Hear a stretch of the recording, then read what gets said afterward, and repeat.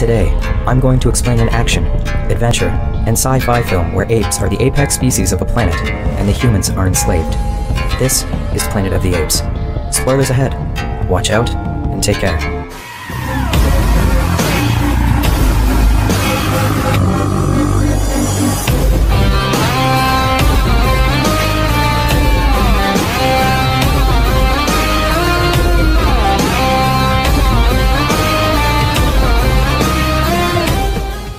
In today's modern world, humans have lived in the luxury of technology that we often forget about the other inhabitants of this planet. While we erect more infrastructures to build cities, we tear down trees and clear up forests that have become homes to many wildlife. Throughout history, many actions of men have caused great damages to nature. This film turns the tables on us, presenting a planet where the human beings are the wildlife, getting edged out by a rising civilization. One man becomes the beacon of man in the war against apes. But to commit the same mistakes as our ancestors will only repeat the cycle of tragedy. In the U.S. Air Force Space Station Oberon, Leo Davidson trains a chimpanzee named Pericles at piloting a space pod. The station conducts multiple intelligence experiments and training on primates. After Leo returns Pericles to the holding area, he receives a video message from home, but it's interrupted by a power outage. When the power returns, Leo is called to the bridge. The power outage was caused by an electromagnetic storm that's drawing close to the space station. The storm bounces multiple radio signals from Earth from several time periods. The captain orders Leo to send in a primate pilot to test if the area around the storm is safe, and only then can they send a human pilot. Leo argues that he should be sent there instead, but he has no choice but to follow standard procedures. At the start of the film, we find more evidence of man's mistreatment of animals. Part of Oberon's goal is to experiment on live apes. These experiments serve the purpose of turning the intelligent apes into assisting the humans. One way they've trained the apes to assist is to test an uncharted area for safety, thus risking their lives. To them, human life is far more valuable than a chimpanzee's. Therefore, they offer Pericles as a sacrifice to space before even considering sending their trained pilot, Leo, into the area. With no choice, Leo sends in Pericles. Pericles' pod approaches the storm but goes off course and they lose track of the pod. Concerned, Leo suggests running some sequencing to determine what went wrong, but instead hops into a second pod to go after Pericles. He launches the pod and ignores his captain's protests. Leo reaches the storm in the space warps before revealing Pericles' pod nearby. He reports to Oberon but loses communication. A surge of energy envelops Pericles' pod and it disappears. The same surge throws Leo's pod off course, causing the power in the pod to shut down.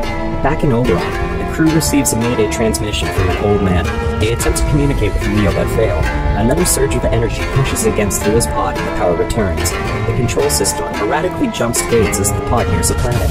With the pod malfunctioning, Leo is left with no choice but to land on the unknown planet. The pod crashes into a forest violently and sinks into a pond. Leo swims to the surface uninjured but stranded. Following a rustling sound, Leo finds a group of humans running from armored beasts. The humans are picked off one by apes clad in armor and riding on horses. Leo and a few humans reach a clearing, only to be met by an army of apes. While the rest of the humans are loaded into a wagon, Leo gets knocked off his feet by a chimpanzee. He's cornered by two apes, Colonel Latar and General Faye, who, to his surprise, speak in English. The apes cage the humans into a wagon pulled by other enslaved humans. Leo has found himself on a planet where apes are in control, and the humans are treated like cattle. From the way that the humans are hunted down, rallied into a wagon, and are used to pull the same wagon that carries their own kind, the apes' treatment of them is similar to how our world treats animals who we refer to as beasts of burden. The film shows the humans pulling the wagon chained, wearing blinkers, and whipped into submission. The image makes us wonder how it feels for horses who carry humans and their cargo to a destination they didn't choose to be in. Since mankind has used horses for centuries, most of us may have not questioned this practice at all. Leo is astonished and horrified upon arriving in the town, witnessing how the apes have built a community similar to the people on Earth, while the humans of this planet are mere slaves. He asks the other people in the cage for information, but none of them dare speak to him. Their wagon passes by a group of young apes who throw rocks at the humans, only to be stopped by a female chimpanzee named Ari. The wagon finally arrives at its destination, where an orangutan merchant, Limbo, buys them all. The humans are hastily pulled out of the cage and shuffled like cattle. Even the children and elderly of the group are tossed around violently into their new cages. 𝒍 arrives with his family in Attar to view the merchandise. The group of humans captured with Leo have been stealing food from 𝒍's orchard, to which Limbo suggests a gruesome method to scare them off if it happens again. Attar purchases a human girl to be his niece's new pet, and places the child on a collar and leash. 𝑰 witnesses the family leave Limbo's prison, disgusted at how the other apes treat the humans. With the customers away, Limbo's men mark the humans with a branding iron until 𝑰 interrupts their work. Even today, many ranches use branding irons on livestock. The act has been around since ancient times, and thus, millions of animals have been subjected to this practice. Most of us may not question the practice, but the movie presents a beautiful young woman as the cattle that are branded to show how cruel it is. The scene tugs into our sympathetic instinct when we see other humans in pain, but the pain is not the only cruelty that results in branding, since the person or animal who's been branded will carry the mark for the rest of their lives. 𝒬 defends the humans, and Limbo can do nothing but argue with her. While they argue, Leo grabs the discarded branding iron and holds 𝒬 hostage. Limbo, however, does nothing but lament about having to put down one of his merchandise. Unnoticed by him, Leo quietly asks 𝒬 for help. A blonde woman named Diana escapes from her cage during the commotion but is quickly grabbed by Limbo. Hoping to save the two, 𝒬 buys both Leo and Diana. At 𝒬's home, her father, Senator Sandar, is frustrated over her new purchases. They retreat to their dinner party and leave the human slaves to clean up in the kitchen. When left alone with Diana, Leo grabs a knife and plots out his escape. He's immediately blocked by the head of the household, Crow. With Crow watching him, Leo is forced to wait on the apes, including their guests, Senator Nato and his wife, Nova. Attar and 𝒍 arrive, with the latter already ranting on how he cannot visit his dying father due to his struggles with the humans. 𝒍 is adamant about removing the humans from their lands, but the humans outnumber his army.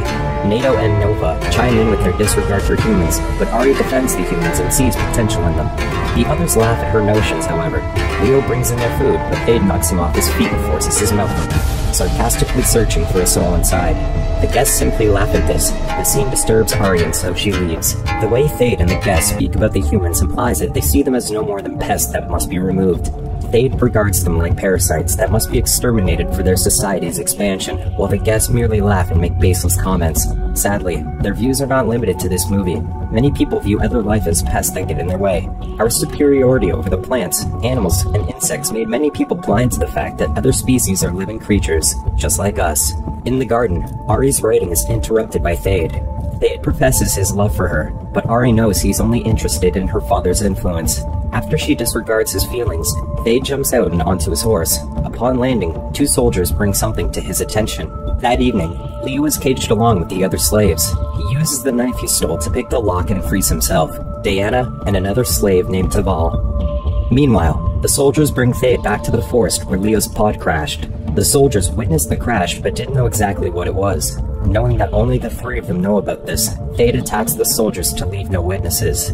Leo and the others reach Limbo's prison to free Diana's father, 𝒂𝒑, and their fellow tribesmen, Gunnar and a boy named Bern. The group escapes and passes by drunk apes that alert the soldiers. During their escape, they pass by 𝒍's niece's bedroom where Diana frees the human girl that was bought as a pet earlier. The humans are then cornered by 𝒬 and Krull. 𝒬 plans to bring the humans back home and use her position to save them from punishment, but the humans aren't confident about this. Leo begs 𝒬 to help them escape, and in return, he'll show her something that would change their world. Convinced, 𝒬 agrees.